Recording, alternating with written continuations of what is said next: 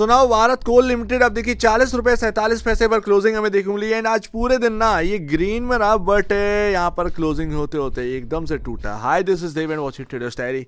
Market अगर आप देखे होंगे तो आधे घंटे के अंदर अंदर यहाँ पर 200 पॉइंट गिर चुका था लास्ट मूवमेंट पर। एंड उसका जो प्रेशर है वो हर स्टॉक पर देखने को मिला। तो आज यहाँ पर भारत कोकिंग कोल जो है वो कोई बड़ी बात नहीं है कि इसके ऊपर भी प्रेशर आना चाहिए था, जाहिर सी बात है वो आया भी, इसमें कोई टेंशन वाली बात नहीं। बट है क्या, कहानी क्या है कि अभी जो है दूसरा दिन है 40 रुपए इसने अपने आप को बहुत कुछ माना हुआ है। और हम यहां पर बात करें फ्री फ्लोट, क्योंकि एक यहां पर ना यही लग रहा है, लेकिन अभी ना मार्केट की कंडीशन इस तरीके की है कि वो फ्री फ्लोट भी आपका काम नहीं कर पा रहा है। क्योंकि मार्केट में आज की डेट में जो सिनेरियो है आप देखेंगे हर चीज यहां पर रेड में ही आपको देखने को मिल रही है, मोस्टली यहां पर ग्रीन होगी, मोस्टली आपको ग्रीन देखने को मिल रही होगी। तो जो मार्केट है ना उसका कंडीशन काफ़ी ख़राब चल रहा है। एंड उसकी वजह से अगर आप देखोगे तो यहाँ पर वो जो फ्री फ्लोट वाला कॉन्सेप्ट था वो भी ज़्यादा काम नहीं आ रहा है। आज अच्छा खासा कुछ कर लेता भारत कुकिंग कोल, लेकिन उसके पास वो दम है, लेकिन वो मार्केट का सेंटीमेंट नहीं है, मार्केट का सेंटीमेंट नहीं है। तो ये बात आ जाती है। बाकी अगर आप देखेंगे तो ये जो पेरेंट कंपनी है शायद ये स्टॉक इसको भी वॉच करके चलेगा, ध्यान रखिएगा।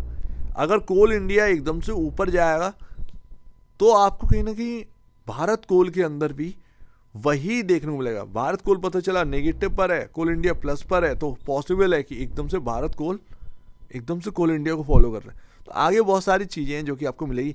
ट्रेडिंग पर्पस ये स्टॉक भी आपको जो है काफ़ी पसंद आ सकता है, तो इस पर वॉच करिएगा। लेकिन अगर आप देखें फ्री फ्लोट की बात, भाई ये फ्री फ्लोट जो है ना कॉन्सेप्ट काफ़ी ऊपर, बिकॉज ऑफ अगर आप देख कल 38% की डिलीवरी क्वांटिटी हमें देखने को मिली है। बस बात ये कि आपकी लिस्टिंग उस टाइम हुई है, मार्केट खराब है। ये मार्केट अगर सही होता आज तो ये ध्यान रखिएगा ये रॉकेट हो रहा होता, पता चला 17% ऊपर की क्लोजिंग हमको देखने को मिल रही होती इस तरीके का। लेकिन अभी क्या है, मार्केट जिस तरीके का है आज कोई हिम्मत कर पा रहा है कि कोई आओ भाई बाई कर लेते हैं। आज जो भी यहाँ पर ना अगर आप देखें मार्केट में कुछ सपोर्ट को देख रहे होंगे उन तक की खटिया खड़ी हो गई है। तो मार्केट ने किसी को आज तवज्जो नहीं दिया। सेल जितना करना है सेल करो, सेल ट्रिगर दबाइए, ये मार्केट कह रहा था आज। तो और क्या पता वो आपके स्टॉक पर भी हावी हो, बिल्कुल आपके स्टॉक पर भी हावी हो सकता है, क्योंकि ये मार्केट है, ये किसी को नहीं बख्शता, ध्यान रखिएगा। अच्छा, इस स्टॉक के अंदर कोई अगर इन्वेस्टर है, लॉन्गर टर्म व्यू बनाकर रखे हो आप, तो क्या यहाँ पर आपको देखने को मिलने वाला है। मैंने यहाँ पर ना थोड़ा सा कैलकुलेट करी है एक जगह से, अगले 5 साल की ग्रोथ जो है वो मैं लेके चल रहा हूँ 41% ईयर ऑन ईयर बेसिस पर, जो कि एक मैं रियलिटी आपको बताता हूँ। अगर ये company year on year basis पर 41% से ग्रो कर रही है रेवेन्यू का नंबर, तो अगर आप देखेंगे 40 रुपए वाला जो आज की डेट में वो 112 रुपए 75 पैसे का फेयर वैल्यू प्राइस होगा। फेयर वैल्यू प्राइस, ये सबसे बड़ी बात।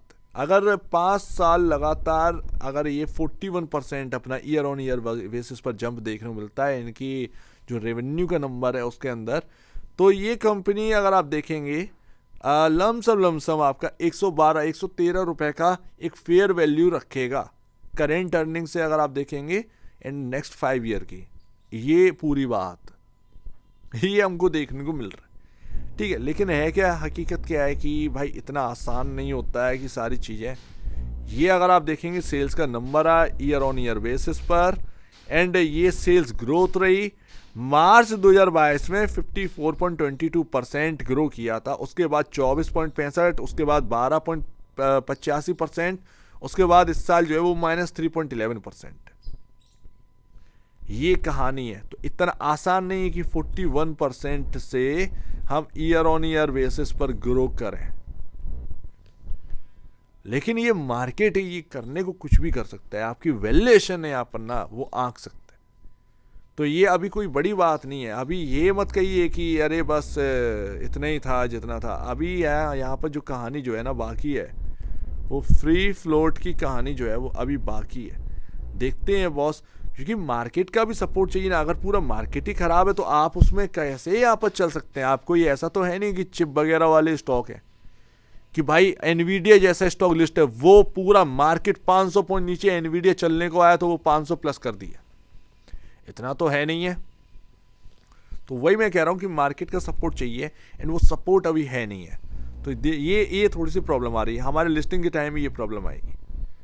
तो अभी देखते हैं कि क्या रहता है, बट एक्चुअल बेसिस पर खींचा जा सकता है, लेकिन सिर्फ और सिर्फ वो ट्रेडिंग पर्पस से।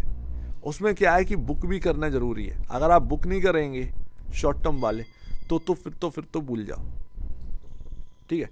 40 वाला 60 पर आराम से टिक सकता है, 40 वाला आराम से 60 रुपये पर टिक सकता है जब वो पीएसयू हो कंपनी जो है वो इंडिया के अंदर एक बेहतरीन कंपनी हमें देखने को मिल रही है पीएसयू में, तो ये 60 रुपये आराम से टिक सकते हैं। अभी भी यहाँ पर 50% का अपसाइड देखने को मिल सकता है, लेकिन उसमें मार्केट का सपोर्ट चाहिए। आज जिस तरीके से मार्केट टूटा वो तो हम तो देखते रह गए कि भैया ये क्या हुआ ये कहानी बड़ा खतरनाक थी आज की। तो ये सारी बात है। बाकी इस स्टॉक में 40 रुपये वो आज के दिन भी टिकता हुआ नज़र आ रहा है। अगर हम 40 के नीचे की क्लोजिंग दे रहे हैं तो वो कहीं ना कहीं नेगेटिव हो सकता है, लेकिन अगर ये 35 रुपये 33 रुपये के आसपास आता है, 35 33 के राउंड अगर आता है, तो ये समझिएगा कि ये कहीं ना कहीं वो आपको एक कह रहा है कि हाँ भैया मैं पहुंच चुका हूँ एक जगह पर, अब आपको आना है तो आ जाइए। फिर वहाँ से थोड़ा सा टाइम एंड फिर एकदम से जब मार्केट अगर सही हो तो वो फिर कमाल दिखावे। तो पॉसिबिलिटी ये है, लेकिन ये होगा या नहीं होगा देखते हैं। फ्री फ्लोट में आप ये ध्यान रखिएगा, कोल इंडिया 90% होल्ड कर रहा है एंड उसमें अगर आप देखेंगे डिलीवरी क्वांटिटी वगैरह वगैरह जोड़ जाड़ के तो डिमांड बहुत है बट सप्लाई नहीं है। लेकिन अभी के टाइम क्या है कि डिमांड अभी इतनी नहीं है, लोगों की हिम्मत नहीं बढ़ रही है। लोग भी तो तभी कूदेंगे जब भाई लग रहा हो, पता चला मार्केट का प्रेशर इतना है कि हम तो कूद पड़े लेकिन शॉर्टर बैठा हो वो शॉर्ट करके बैठा है तो वो हमारी लंका लगा दे, तो इसलिए हिम्मत नहीं पड़ती आगे बढ़ने की। तो फ्री फ्लोट तो है, लेकिन अभी जो है वो बायर जो है वो इतना तैयार नहीं है, वो ट्रेडर जो है वो इतना तैयार नहीं है, रेडी नहीं है। सीधी सी बात है, रेडी नहीं है वो ट्रेडर। जैसी माहौल सही होगा एकदम से आपको जो है वो क्विक देखने को मिल सकता है, पॉसिबिलिटी है। सो उम्मीद है काफी कुछ आपको समझ में आया होगा। कल मैं ऑलरेडी आपसे बता चुका हूं, देखिए इससे बढ़िया स्ट्रेटजी नहीं हो सकती। अगर आपको आईपीओ मिला रिटेल का, आपने प्रॉफिट के शेयर रोक रखे हैं, तुमको कोई दिक्कत ही नहीं है। क्या ही आपको प्रॉफिट का ही तो है, मूल रकम आपने निकाल ली, बस बात खत्म। एचएनआई आपको मिला, मूल रकम निकाली, प्रॉफिट का आधा निकाल लिया, बात खत्म। आधा प्रॉफिट का शेयर डला हुआ है, कोई दिक्कत नहीं है।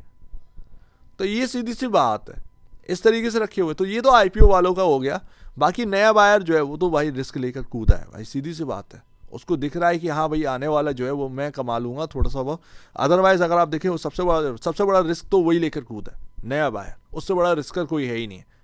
तो ये हमें देखने को मिल रहा है। सो उम्मीद काफ़ी कुछ आपको समझ में आया होगा। मार्केट अगर सही होता काफ़ी कुछ देखने को मिलता वास्तव में, लेकिन नहीं है। लेकिन लेट्स ही देखते हैं आगे आने वाले टाइम में क्या रहता है। सो उम्मीद है काफ़ी कुछ आपको समझ में आया होगा। एक बार निवेश से पहले या बेचने से पहले अपने ब्रोकर एडवाइस से जरूर सलाह लीजिएगा। खुद की स्टडी करेगा उससे बेहतर कुछ भी नहीं, खुद की स्टडी मस्ट है। तो अब दीजिए मुझे बड़ी देखेंगे वो तो धन्यवाद दोस्तों।